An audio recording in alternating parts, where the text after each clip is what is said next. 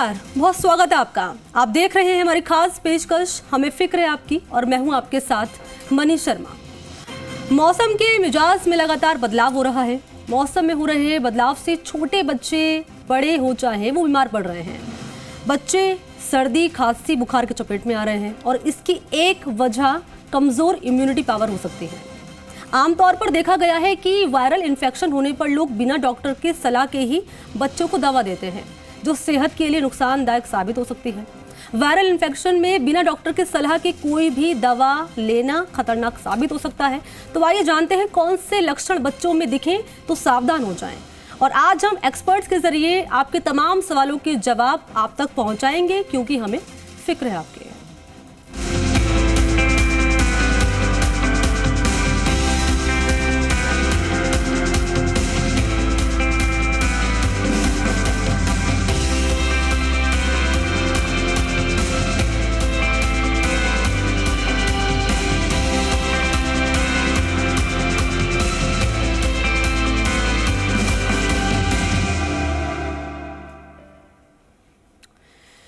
तो बच्चों में वायरल इन्फेक्शन हो जाते हैं, और अमूमन हम देखते हैं कि जो पेरेंट्स होते हैं वो बिना सलाह के ही डॉक्टर्स के कंसल्ट कराएं बच्चों को दवा दे देते हैं केमिस्ट की शॉप पर जाके, जो कि काफ़ी नुकसानदायक साबित हो सकते हैं। ऐसे में लक्षण कौन कौन से हैं, कैसे बचाव कर सकते हैं, इसी पर बातचीत करने के लिए हमारे साथ जुड़ रहे हैं हमारे खास गेस्ट डॉक्टर मनीषा यादव, जो कि शिशु रोग विशेषज्ञ हैं। साथ ही हमारे साथ जुड़ रही हैं डॉक्टर रुचिरा गुप्ता, जो कि शिशु रोग विशेषज्ञ है।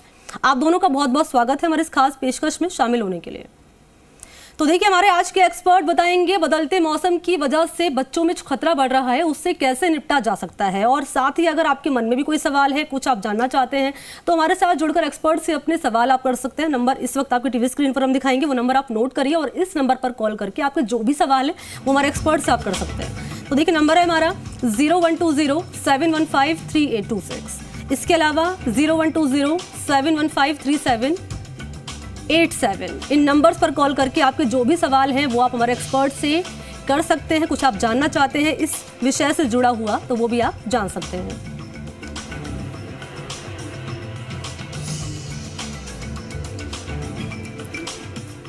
और चलिए, इस खास चर्चा की शुरुआत हम कर लेते हैं। सबसे पहले मैं चलती हूँ डॉक्टर मनीषा यादव के पास, जो कि शिशु रोग विशेषज्ञ हैं।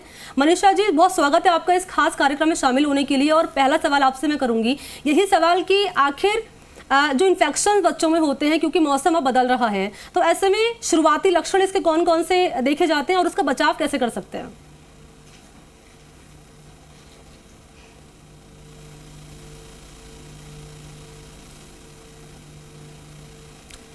मनीषा जी, मैं चाहूंगी, आपकी आवाज नहीं पहुंच पा रही है, शायद आपका माइक जो है वो म्यूट है, तो उसको प्लीज अनम्यूट कर दीजिए।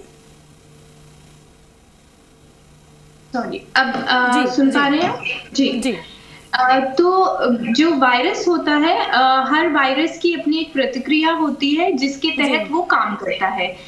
तो इसमें क्या है, जैसे ब्रॉडली हम उसे वायरल इन्फेक्शन बोल देते हैं, बट जनरली क्या होता है, अभी जैसे जो आप कॉमनली देखते हैं, बच्चों को सर्दी होती है, जुकाम होता है, फिर बुखार आ जाता है। तो ये आमतौर पर कॉमन सिम्टम्स हम बच्चों को सीजनल चेंजेस में और जब वायरल इन्फेक्शन होता है इसमें हमें देखने को मिलता है। लूज मोशन आपको देखने को मिल सकते हैं।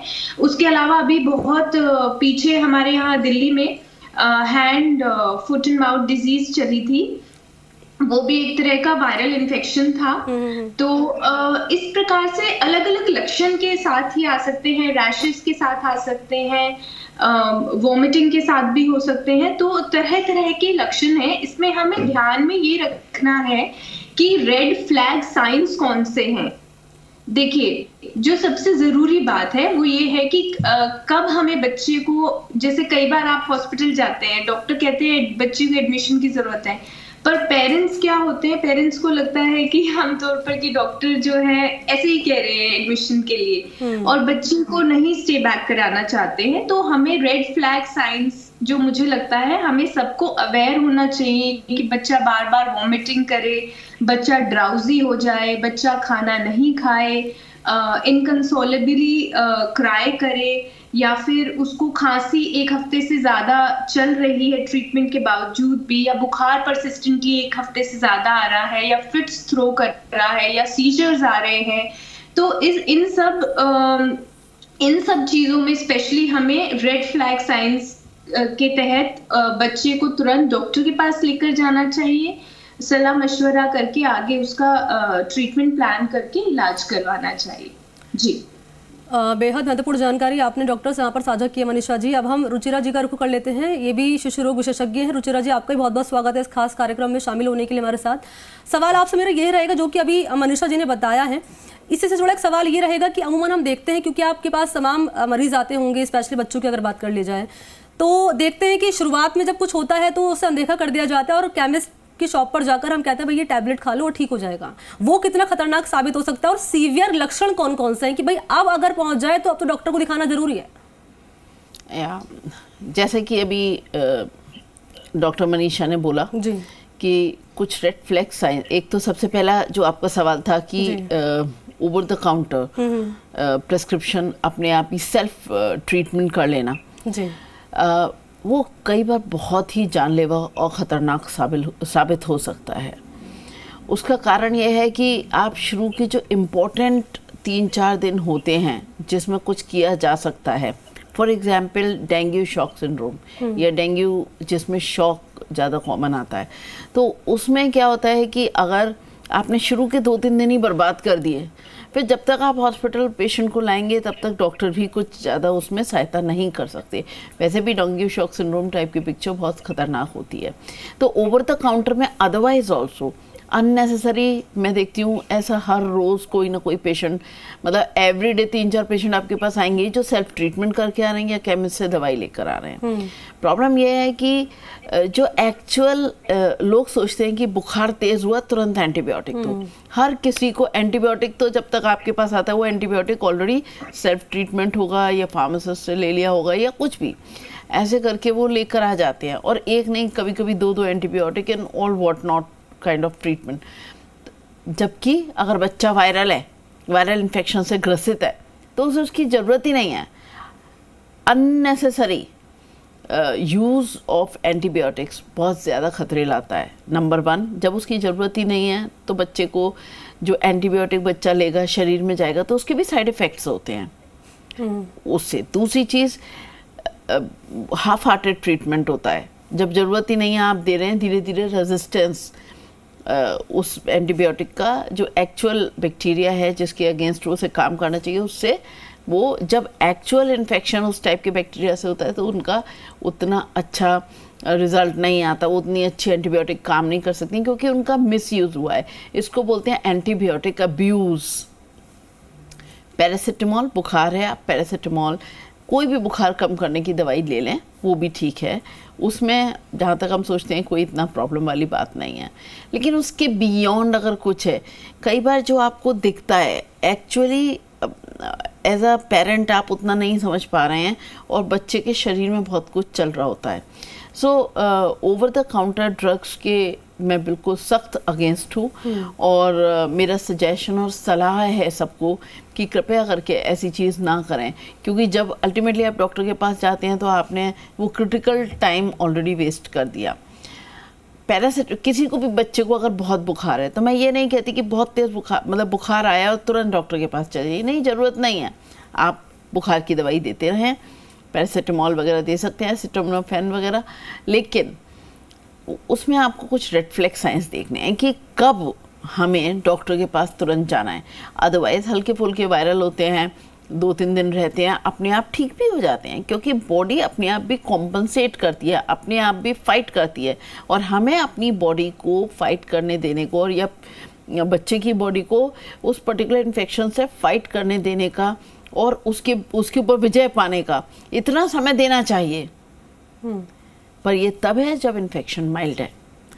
अगर इन्फेक्शन सिग्निफिकेंट है, सिवियर है, जैसे red flag science doctor Manisha ने बोले, मैं इसमें यही कहना चाहती हूँ जो उन्होंने बोला वो बिल्कुल सही है कि अगर कोई बच्चा सुस्त हो जाए, अगर छोटा नवजात शिशु है या 1 साल से कम का बच्चा है, अगर उसने फीड करना छोड़ दिया, दूध पीना छोड़ दिया है, दूध कम पी रहा है या सांस ले रहा है तेज या झटके लेके सांस ले रहा है, या सबसे इम्पोर्टेंट एक और चीज़ होती है, वो होती है पेशाब ना करना। अगर कोई बच्चा बहुत ही कम पेशाब जा रहा है या पेशाब नहीं कर रहा है, ये एक बहुत बड़ा खतरे का साइन है। उसके अलावा बच्चा ज़रूरत से ज़्यादा चिड़चिड़ा हो रहा है या रोए जा रहा है। बड़े बच्चे आमतौर पे कितना भी सिग्निफिकेंट वायरल इन्फेक्शन हो, वो तब तक एक्टिव रहते हैं, खेलते रहते हैं, जब तक उनके अंदर एक वो मतलब जब तक वो बहुत ज़्यादा सिवियर ना हो। तो अगर कोई बड़ा बच्चा बिस्तर पे पड़ गया है और उठ नहीं पा रहा है और बच्चे को बुखार भी नहीं है उस वक्त ज़्यादा, तो ये खतरे का साइन है। आमतौर पे वायरल इन्फेक्शन में होता क्या है, बुखार हुआ और तुरंत बच्चे को अगर आपने बुखार की दवाई दे दी है फॉर एग्जांपल, तो जैसे ही बुखार उतरता है बच्चा एकदम एक्टिव हो जाता है। पर अगर बच्चा फिर भी एक्टिव नहीं है तो इम्पॉर्टेंट है। और जैसे डॉक्टर मनीषा ने बताया कि अगर बच्चे को फिट पड़ रहे हैं या परसिस्टेंट वॉमिटिंग हो रही है, तो उसका क्या निगेटिव होता है कि एक तो वॉमिटिंग हो रही है तो बच्चा कुछ ले नहीं पा रहा है, और साथ में जो उसके अंदर है वो अपना मतलब सब निकालता भी जा रहा है, तो रिस्क ऑफ डिहाइड्रेशन यानी पानी की कमी होने का भी बहुत बड़ा खतरा हो जाता है। ठीक है डॉक्टर मनीषा, मैं आपके पास आ रही हूँ। दरअसल देखिए, कहते हैं कि इम्यूनिटी अगर आपकी अच्छी है तो आप किसी भी बीमारी से लड़ सकते हैं, और इम्यूनिटी कमज़ोर है तो छोटी सी बीमारी भी बड़ी बन जाती है। तो ऐसे में उसको बूस्ट करने के लिए क्या किया जाए? देखिए, सबसे पहले तो बहुत हमें ध्यान देना चाहिए अपने आहार पर। तो हमें अच्छा न्यूट्रिशन बच्चों को देना चाहिए। That's the prime that's the main and the important thing. उसके अलावा जो है एक्सरसाइजेस, जो बड़े बच्चे हैं उनको एक्सरसाइजेस के लिए हमें एनकरेज करना चाहिए। एक एक्टिव लाइफस्टाइल हमें रखना चाहिए, और एक प्रॉपर हाइजीन भी हमें मेंटेन करना चाहिए, क्योंकि कोरोना ने भी हैज टॉट अस ऑल कि how important it is to maintain a proper hygiene and social distance to avoid such transmissions from one person to another. जी ठीक है, हमारे साथ कॉलर जुड़ चुके हैं। दरअसल इनका सवाल है वो हम जान लेते हैं। नाम बताइए अपना। सर मेरा नाम पंकज है। ठीक है पंकज जी, क्या आपको जानना है? मेरा दोस्त है रोहित, वो भी टीवी देख रहा है, तो उसके सर में दर्द है। उसकी किस में दर्द है? सर में दर्द है, सर में। अच्छा अच्छा, ठीक है। और मेरे कंधे में दर्द है, 2 दिन हो गया। ठीक है, इनको दर्द की समस्या है। डॉक्टर रुचिरा, मैं चाहूंगी इनके सवाल का आप जवाब दें। बच्चे की उम्र कितनी है? बच्चा नहीं है, रोहित है, उसकी उम्र तो करीब 19 साल है, और मेरा नाम पंकज है, मेरी उम्र करीब 24 वर्ष है। मुझे कंधे में दर्द है, और 19 साल का जो मेरा दोस्त है उसको सर में दर्द है। अच्छा, देखिए पंकज जी, और आप मतलब आप दोनों को मैं ये कहना चाहती हूँ, पहली बात हम लोग बाल रोग विशेषज्ञ हैं, तो कोई भी बच्चा या एडोलेसेंट पैदा होने से लेके up to 18 years of age जो भी हैं उनके लिए सलाह देना हमारे अधिकार में आता है।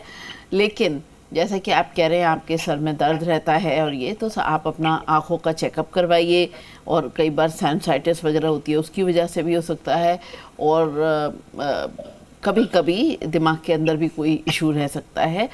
व्हाटएवर कुछ भी हो, उसके लिए ज़रूरी है कि आप जाएं, एक फिजिशियन से जाकर मिलें, चिकित्सक से जाकर मिलकर और अपनी प्रॉब्लम बताएं, क्योंकि खाली सर का दर्द बोलने से काम नहीं चलता।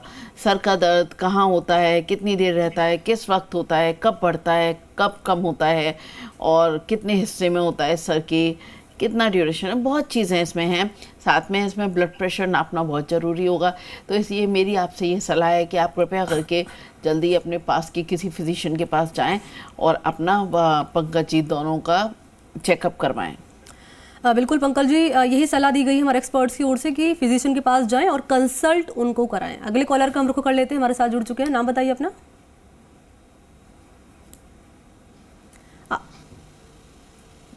ठीक है, लगता है इनकी आवाज़ हमारी आवाज़ इन तक नहीं पहुंच पा रही है। डॉक्टर रुचिरा जी, मैं आपके पास आ रही हूं। दरअसल जैसे कि एक्सरसाइज का हम जिक्र कर रहे हैं, डॉक्टर मनीषा ने यहाँ पर अभी जिक्र किया था कि एक्सरसाइज भी बहुत अच्छी बात है अगर बच्चों को एक्सरसाइज कराया जाए इम्यूनिटी बूस्ट करने के लिए। लेकिन एक समस्या ये भी है कि अगर बाहर निकलेंगे तो भाई पॉल्यूशन है, AQI लेवल राजस्थान की बात कर ली जाए तो वो भी बहुत ज़्यादा है। तो ऐसे में क्या किया जाए? तो उसमें सबसे इम्पोर्टेंट है दैट अब जब पोल्यूशन AQI इतना डेंजरसली हाई लेवल पर है, ऐसे में बच्चों को आमतौर पे जैसे सुबह और शाम एक्टिविटी का वक्त होता है, तो सुबह और शाम बहुत ही डेंजरस होता है, जब जिस वक्त AQI और भी पुअर हो जाता है। तो उस वक्त हमें बच्चों को मना करना है कि वो बाहर ना निकलें। स्कूल बंद करने का भी क्या कारण है? यही कारण है बेसिकली कि ये अवॉइड किया जा सके। बहुत स्ट्रेनुअस एक्सरसाइज, जब पोल्यूशन बहुत ज़्यादा होता है और बच्चे खेलते हैं, कूदते हैं, भाग रहे होते हैं, उस वक्त उनके बहुत मतलब एक्टिविटी काफ़ी हाई लेवल की होती है। ऐसे में उनको जब पोल्यूशन का लेवल बहुत हाई है, वो उनके लिए थोड़ी ख़तरनाक हो सकती है। तो उसमें सजेशन ये रहता है कि ऐसे में बच्चों को आप रिकमेंड करें कि जब सुबह का टाइम है और रात का टाइम है तब ना करें। थोड़ा सन निकल आए, थोड़ा विजिबिलिटी बेटर हो तो बच्चे को हम उस वक्त बाहर निकाल सकते हैं। साथ में घर के अंदर रहकर योगा, इस टाइप की एक्सरसाइज पे बच्चों को थोड़ा ज़्यादा विशेष रूप से उसके ऊपर हम उनको फोकस कर सकते हैं। एक्टिविटी डेफिनेटली फिज़िकल एक्टिविटी तो मस्ट होती है, 1 घंटा प्ले करना मस्ट होता है। तो उनको कुछ भी घर के अंदर एक्टिविटीज़ जो हम करवा सकें, बहुत ज़्यादा हाईली स्ट्रेनुअस एक्टिविटी नहीं रिकमेंडेड होती हैं जब वातावरण में दूषित हवा बहुत ज़्यादा हो। लेकिन इसके साथ साथ जैसा अभी आपने एक और पूछा था कि कैसे हम बच्चे के अंदर इम्यूनिटी बहुत अच्छी कर सकते हैं, तो उसमें मैं डॉक्टर मनीषा ने ऑलरेडी सब कुछ बता दिया। मैं उसमें ये ऐड करना चाहती हूँ कि हाइड्रेशन सबसे इम्पॉर्टेंट एक और चीज़ होती है। हाइड्रेशन यानी शरीर में पानी की मात्रा, वो बहुत इम्पॉर्टेंट होती है। जो अब जैसे जाड़े आ रहे हैं तो वैसे भी कम होता चला जाएगा, बच्चों को उतनी प्यास नहीं लगेगी, ये एडल्ट्स पे भी लागू होता है। पर हर एज स्पेसिफिक जितना पानी की कंज्यूम करने की मात्रा है, वो पानी भी हो सकता है, वो और दूसरे लिक्विड्स भी हो सकते हैं, उसका ज़रूर विशेष रूप पे ध्यान रखना है। हाइड्रेशन मेंटेन करना है, न्यूट्रिशन मेंटेन करना है। न्यूट्रिशन में मैं स्पेसिफिक मेंशन करना चाहती हूँ, अच्छा न्यूट्रिशन क्या है? जिसके अंदर फाइबर भी हो, कार्बोहाइड्रेट भी हो। बच्चों को तो ग्रोइंग एज के उनको सब चाहिए, फैट भी चाहिए, कार्बोहाइड्रेट भी चाहिए, प्रोटीन भी चाहिए, फाइबर भी चाहिए। तो अच्छे न्यूट्रिशन में फल, एटलीस्ट आइडियल होती है 5 serving of fruits and vegetable, नहीं भी पॉसिबल हो पाता है, एटलीस्ट 3 टाइम बच्चे फ्रूट्स का सेवन करें। अगर बच्चे बिल्कुल नहीं करते तो हम ये नहीं कहते आप पूरा खाओ, चलो थोड़ा ही खाओ, धीरे धीरे करके आप ऐसे उनकी फ्रूट की तरफ रुझान बढ़ाएं। जब भी खाना खाएं साथ में सैलेड ज़रूर खिलाएं, उसको और टेस्टी करने के भी विभिन्न तरीके हैं, वो भी यूज़ कर सकते हैं। एंड अलॉन्ग विद दैट खाना सब्जियां जो सीजनल वेजिटेबल्स हैं, फोकस रहता है हमेशा सीजनल वेजिटेबल्स। ये नहीं है कि जब गर्मियां हैं उस वक्त हम ढूंढने चले कि भाई अब हमें कोई सर्दी वाली वेजिटेबल ला कर दो, नो, नॉट रिक्वायर्ड। तो जो सीजनल वेजिटेबल है उनका यूज़ किया जाए और बच्चों को proper hydration and fruits and vegetable time से दिया जाए। अलॉन्ग विद दैट अब जाड़े भी आ रहे हैं तो nuts essential fatty acids provide करते हैं, तो नट्स का एक उपयोग भी बहुत ज़रूरी है जो बच्चों की डाइट में ज़रूर इनकल्टेट करना चाहिए और इंक्लूड करना चाहिए।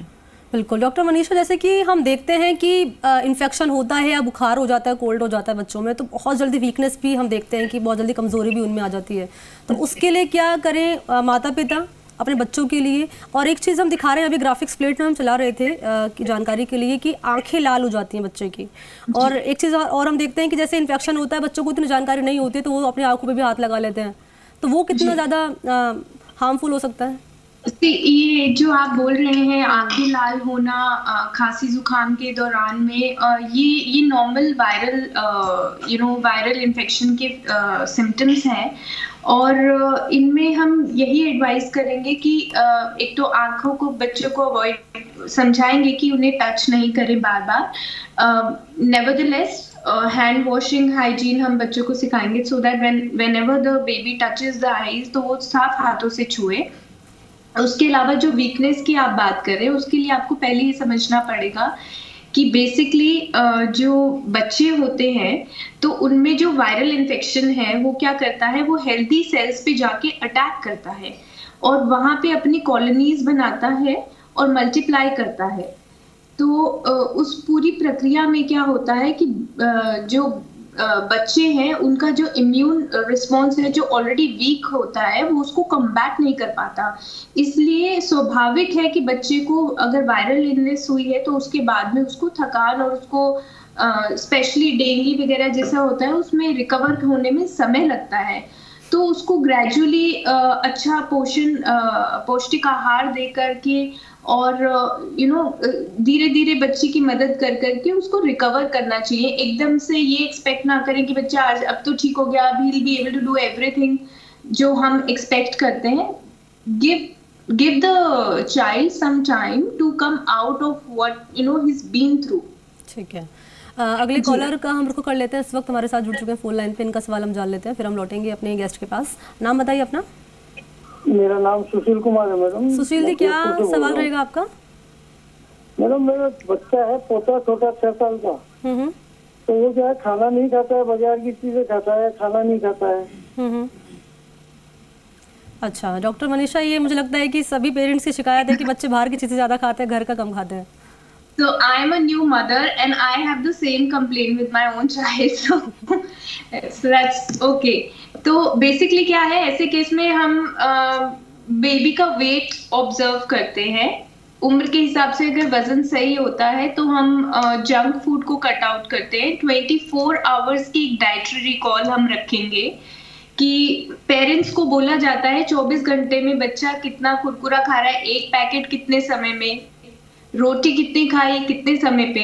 तो वो सब हम अपना कलेक्ट करके और नेक्स्ट डे विजिट पे जब बुलाएंगे तो ये उसको प्रेजेंट कर सकते हैं। तो क्या है, बच्चा तो डाइट तो उसकी उतनी है, आप एक बिस्किट का पैकेट दे देंगे तो फिर वो रोटी नहीं खाएगा। तो it is by the end of the day हमें ही ये चीजें जो है मैनेज करनी है। तो धीरे धीरे उस जंक को वीन ऑफ कर दीजिए हेल्दी फूड आइटम्स के साथ में। सपोज बच्चे को प्लेन पराठा नहीं पसंद तो आप उसको आलू पालक का पराठा बना के दे सकते हैं, या फिर बीटरूट का पराठा बना के दे दीजिए, या फिर पालक का पराठा बना के दे दीजिए। इसके अलावा सिमिलरली जैसे दही नहीं पसंद तो बीटरूट रायता बना दिया, या खीरे का रायता बना दिया, या लौकी का रायता बना दिया। सो ये पेरेंट्स का ही ये पेरेंट्स का ही एफर्ट है जो हमें पुट इन करके धीरे धीरे जंक से वीन ऑफ करवाना पड़ेगा। तो बिल्कुल बिल्कुल।